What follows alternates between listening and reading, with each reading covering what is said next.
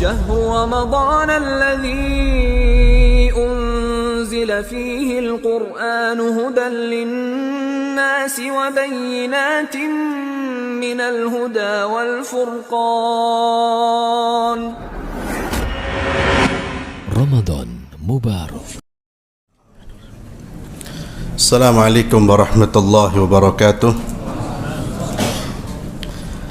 إن الحمد لله نحمده ونستعينه ونستغفره ونعوذ بالله من شرور أنفسنا ومن سيئات أعمالنا. من يهده الله فلا مضل له ومن يضلل فلا هادي له. وأشهد أن لا إله إلا الله وحده لا شريك له وأشهد أن محمدا عبده ورسوله لا نبي بعده. وبعد. Para hadirin jamaah salat isya dan tarawih yang saya muliakan, alhamdulillahirabbil alamin, pada malam hari ini kita diberi kemudahan oleh Allah Subhanahu wa taala untuk melaksanakan kewajiban kita sebagai seorang muslim, melaksanakan ibadah salat maghrib dan isya secara berjamaah, dan juga melaksanakan qiyam Ramadan, yang ini merupakan malam pertama sekaligus menandakan bahwa besok kita akan memasuki ibadah puasa. Dan ini merupakan nikmat Allah yang terbesar, kita bisa dipertemukan oleh Allah Subhanahu wa taala dengan Ramadan. Itu satu nikmat yang luar biasa, kenikmatan dan anugerah yang wajib kita syukuri, dan mari manfaatkan sebaik-baiknya kesempatan yang Allah berikan kepada kita di tahun ini, dan jadikan ini sebagai Ramadan yang terakhir. Jadikan ini sebagai Ramadan yang terakhir, karena tahun depan masih belum jelas kita hidup atau sudah berada di perut bumi. Tapi yang jelas hari ini kita diberi kesempatan oleh Allah, maka manfaatkan, maksimalkan Ramadan tahun ini menjadi Ramadan yang lebih baik. Kita harus menspesialkan Ramadan tahun ini.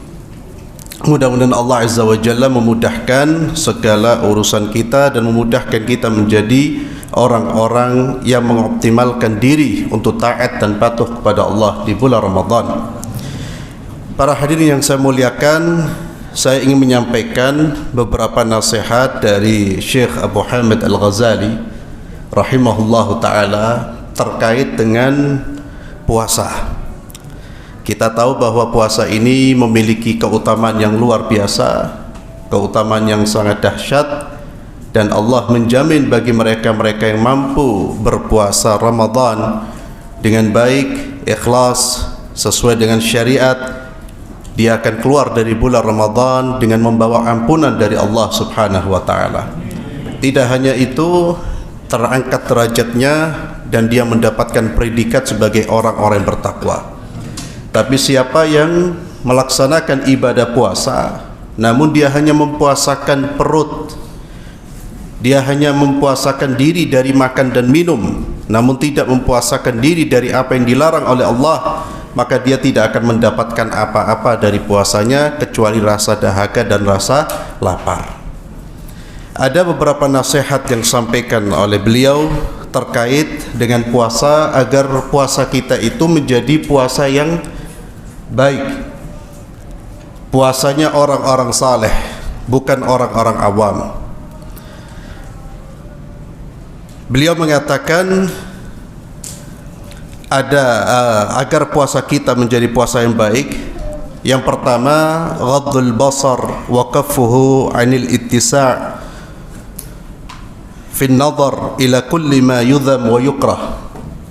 Ini yang perlu kita perhatikan, ghaddul basar, pandangan mata. Jadi di bulan Ramadan ini betul-betul kita mengimsak Ya, puasa itu kan artinya imsak, menahan diri, termasuk menahan dari memandang hal-hal yang dibenci dan tercela di dalam agama. Wa ila kulli ma yushghilul qalb wa yulhi an dzikrillah.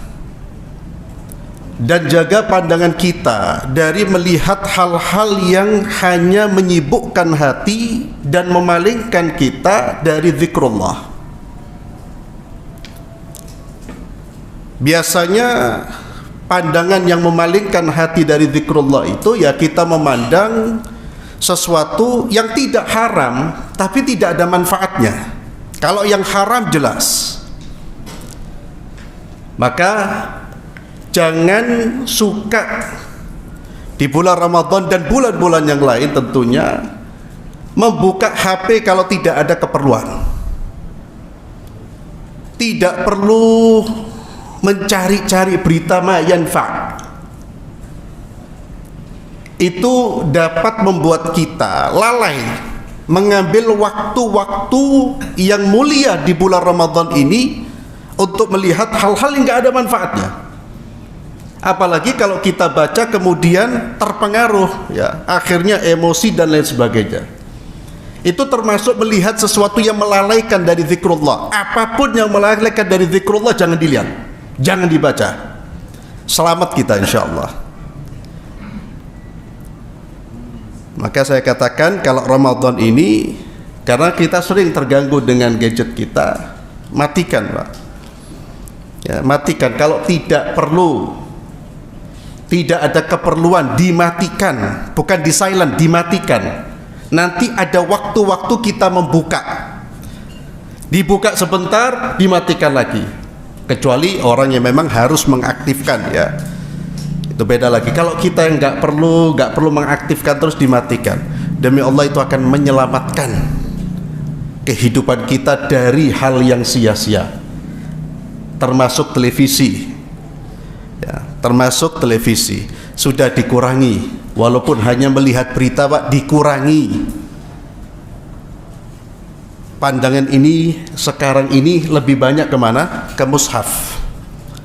Pandangan kita itu ke mushaf. Perbanyak melihat mushaf, perbanyak membaca Al-Quran. Itulah pandangan yang akan mendatangkan kebaikan dan ketenangan jiwa. Kemudian yang kedua, hifdzul lisan, menjaga lisan dari perkataan yang tidak perlu, dari perkataan dusta, dari kata-kata kasar, wal khusuma wal murah. Termasuk menjaga lisan dari perdebatan dan pertikaian. Hati-hati dengan perdebatan. Tidak perlu banyak berdebat. Bukan tidak perlu banyak berdebat, tidak usah berdebat dalam persoalan-persoalan yang sudah jelas hukumnya, masing-masing punya dalil. Ikuti mana yang sesuai dengan dalil tanpa perlu berdebat. Kita ini para penuntut ilmu, bahkan kita ini masih mengikuti. Dan kelemahan kita itu suka berdebat. Kenapa suka berdebat? Merasa paling benar. Subhanallah, coba antum tengok ya, setiap tahun mau masuk Ramadan, zaat, tukaran. Kalau ada perbedaan pasti tukar. Yang satu ini yang benar, yang sana ini yang benar.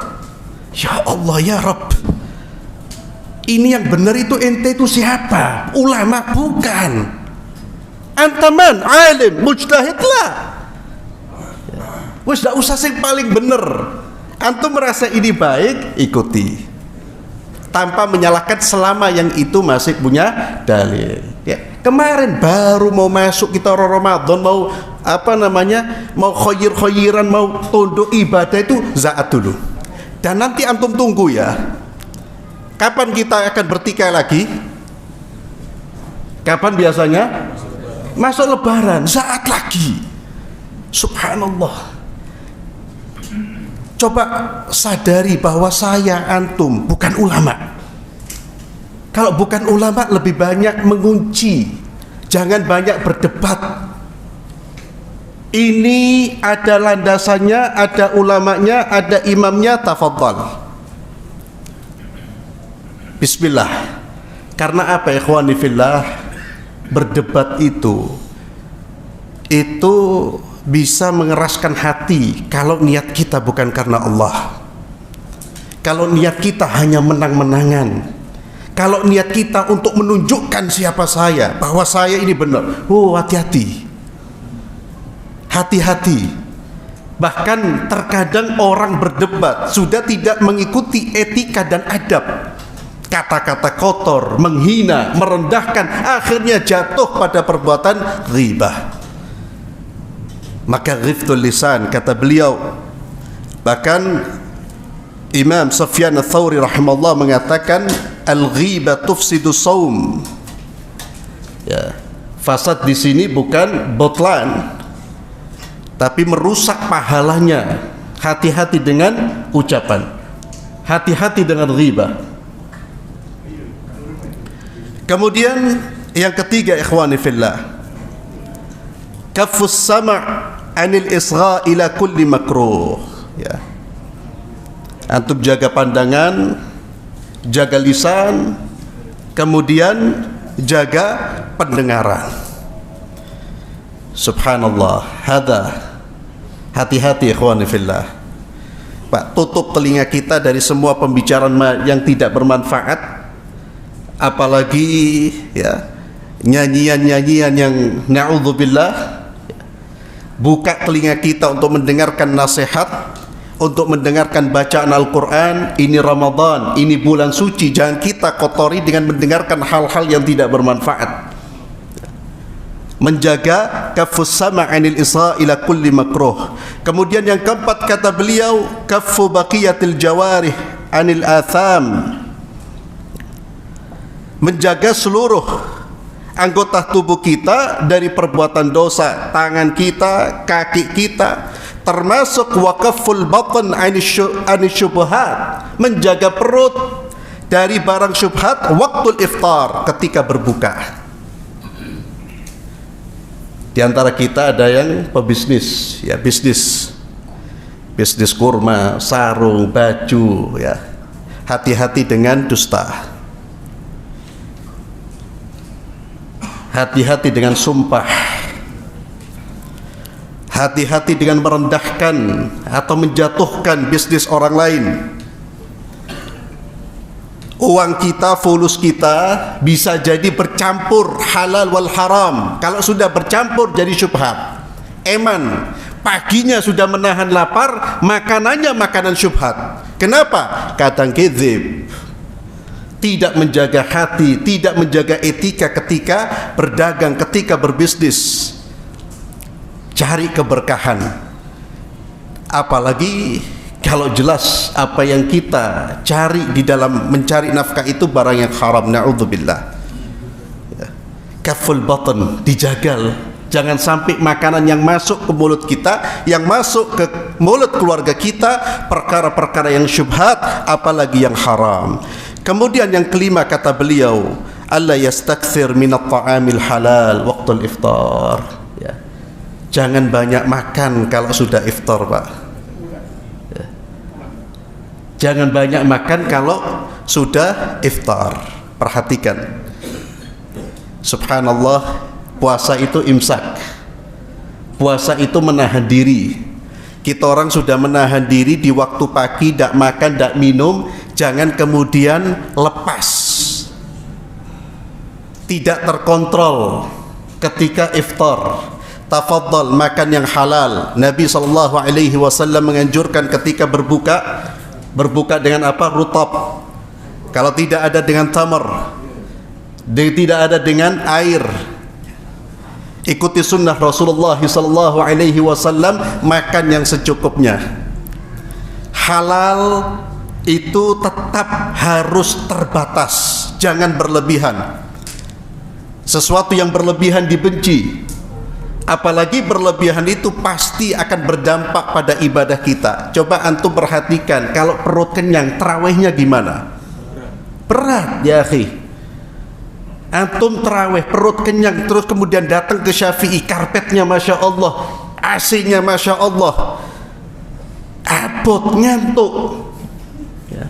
Akhirnya apa? Ibadah tidak maksimal. Padahal qiyamul Ramadan kita tahu juga fadilahnya. Man qama Ramadan imanan wa ihtisaban ghufira lahu ma taqaddama min dhanbihi.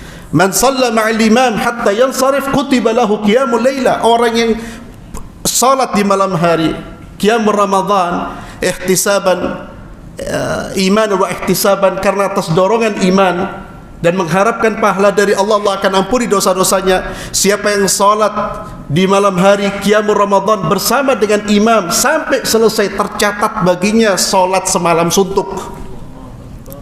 Itu bisa rusak kalau kemudian kita nggak khusyuk, kalau kemudian kita pengen cepat-cepat pulang, pengen cepat-cepat istirahat. Kenapa? Kekenyangan.